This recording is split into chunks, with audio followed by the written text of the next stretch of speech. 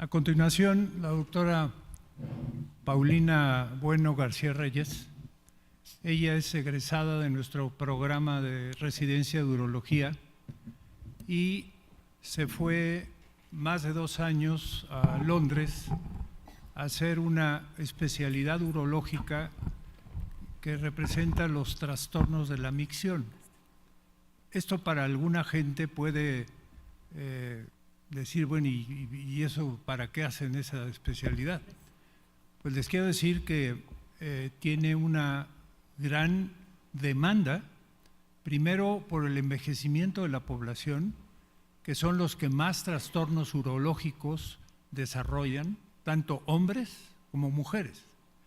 Entonces, esta especialidad realmente es muy actualizada y la doctora Buena pues, se reintegró con nosotros al departamento, es de la gente muy joven que está ahora con nosotros, y les va a presentar qué es la fisiología de la micción y qué nuevos instrumentos tenemos para medir con precisión y hacer diagnósticos mucho mejor adecuados y obviamente en consecuencia los tratamientos. Adelante, Paulina.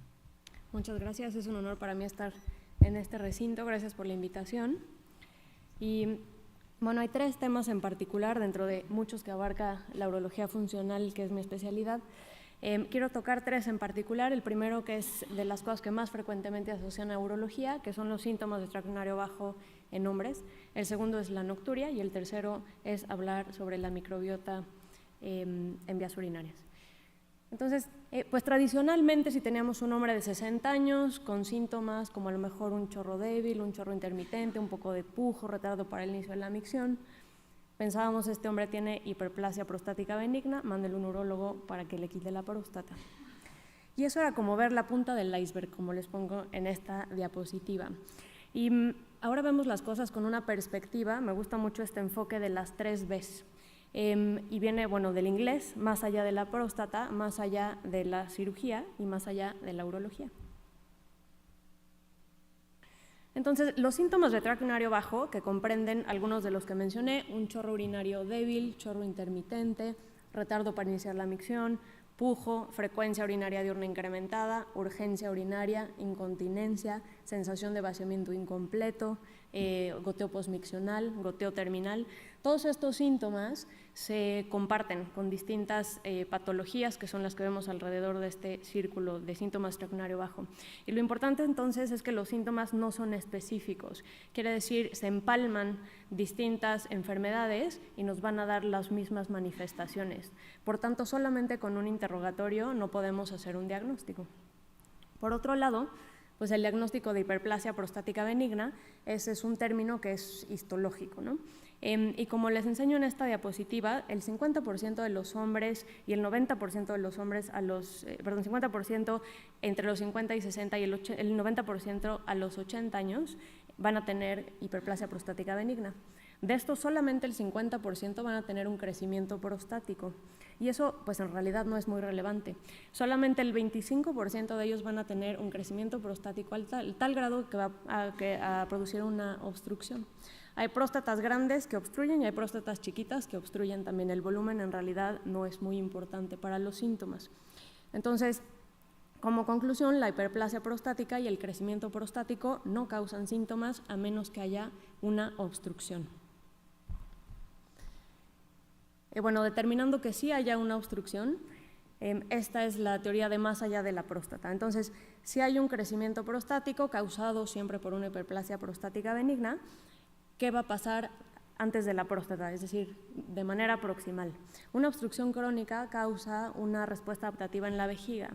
Y lo que sucede es que hay una hipertrofia primero del músculo liso, del músculo detrusor, y hay un aumento en la concentración de colágena en el tejido de la pared vesical. Esto hace que no sea un vaciamiento eficiente, hace que haya una hipocontractilidad o incluso acontractilidad de la vejiga y con esto aumenta la orina residual. También pierde la vejiga la capacidad de acomodar el cambio en volumen conforme vamos almacenando orina y entonces aumenta la presión a tal grado que se causa hidronefrosis o enfermedad renal crónica. Este es el ejemplo de una vejiga crónicamente obstruida, que parece más como una lámpara del genio, con múltiples divertículos. Este paciente tiene hidronefrosis también.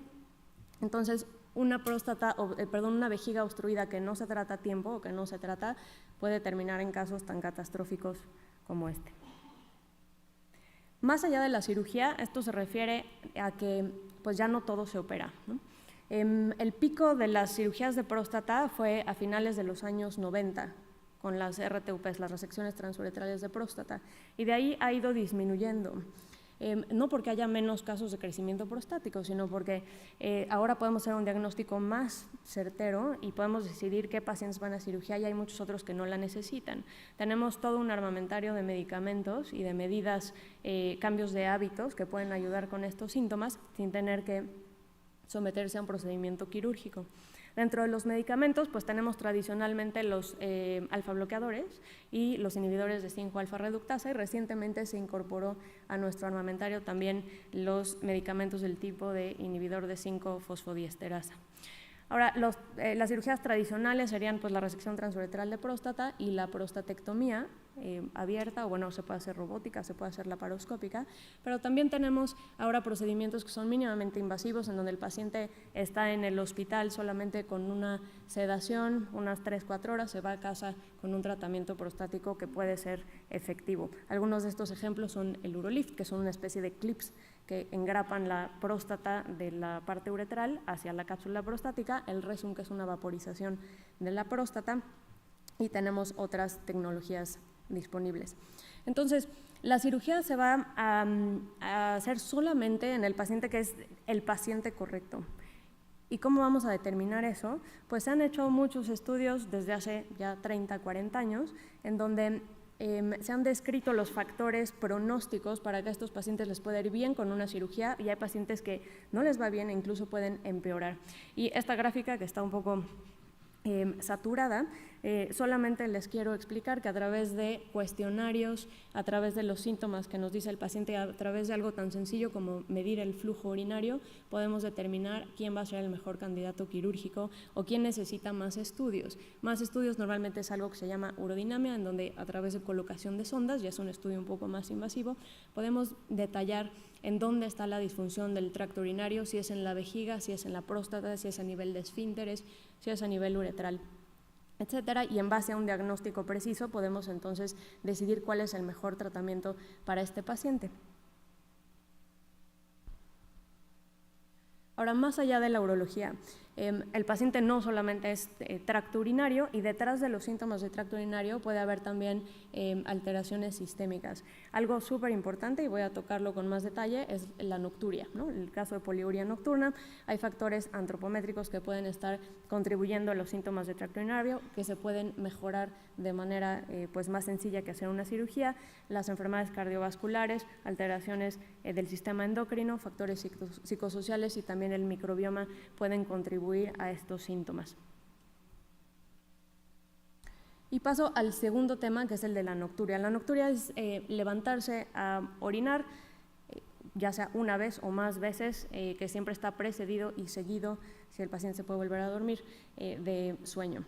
Este es un síntoma súper frecuente y muy molesto para los pacientes, y desgraciadamente es de los síntomas más complicados para tratar para los urólogos. Como es un síntoma urinario, casi siempre acaban con nosotros, pero la causa de estos síntomas pocas veces es realmente un problema en el tracto urinario inferior.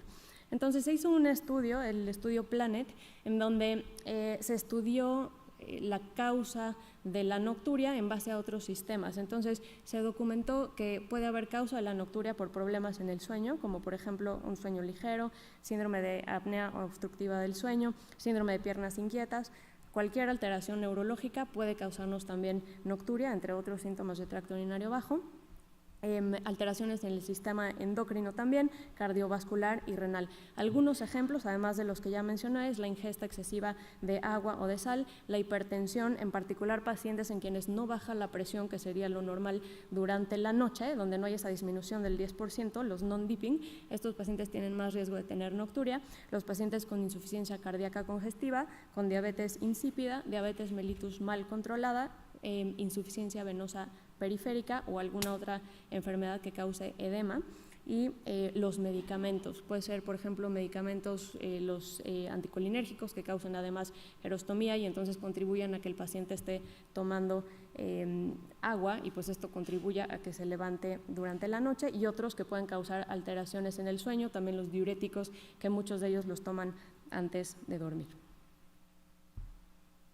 Y por último, quiero tocar el tema del microbioma urinario. Entonces, gracias al proyecto del genoma humano y a la tecnología que ha ido avanzando en cuanto a secuenciación, sobre todo de RNA mensajero, se ha podido aislar de la orina bacterias que no se detectaban en un urocultivo normal, los que normalmente solicitamos. Y entonces, a partir de esto sabemos que la orina pues, no es estéril como nosotros pensábamos previamente. Pero ¿cuál es el impacto de esto, sobre todo en la fisiología de la micción? Y pues hay muchos estudios que están corriendo en el momento y parece ser que igual que la microbiota de, por ejemplo, el intestino, etcétera, el urobioma va a contribuir tanto a la salud como a la enfermedad si es que hay una disbiosis de estas bacterias. Y algunas de las enfermedades que se han relacionado ya de manera certera con esta disbiosis son, por ejemplo, el síndrome doloroso vesical, la cistitis intersticial, la vejiga hiperactiva, en donde se ve que hay un mayor número de bacterias, pero con menor diversidad. Se ha documentado mayor cantidad, por ejemplo, de Gardnerella. Cuando hay infecciones de vías urinarias de repetición, también puede estar ligado a una disminución en lactobacilos, que pues, nos ayudan a mantener un pH urinario ácido, y esto previene que haya sobrecrecimiento de algunas otras bacterias. También se ha asociado con cáncer de vejiga, con síntomas de tracto urinario bajo, tanto en hombres como en mujeres, e incluso en pacientes receptores de trasplantes renales, en donde se ha documentado que esta bacteria en pacientes con disfunción crónica puede tener un papel importante. Entonces, con todo esto, está la hipótesis de que así como existe el eje intestino-cerebro, o microbiota intestino-cerebro, hay un eje también que involucra a la vejiga. Por un lado está la comunicación cruzada entre el tracto urinario inferior y el intestino. Esto pues porque hay un origen embriológico común de la cloaca, ¿no? La vejiga y el recto vienen del mismo desarrollo embriológico y comparten cierta inervación, y por eso es que hay algunos desórdenes urológicos que pueden estar ligados a algunos gastrointestinales. Por ejemplo, la vejiga hiperactiva es muy frecuente en pacientes con síndrome de intestino irritable, y por eso a veces al tratar uno podemos tratar el otro, como en casos de neuromodulación sacra, que es una cosa como un marcapasos que ponemos en la vejiga y nos sirve para tratar los dos padecimientos.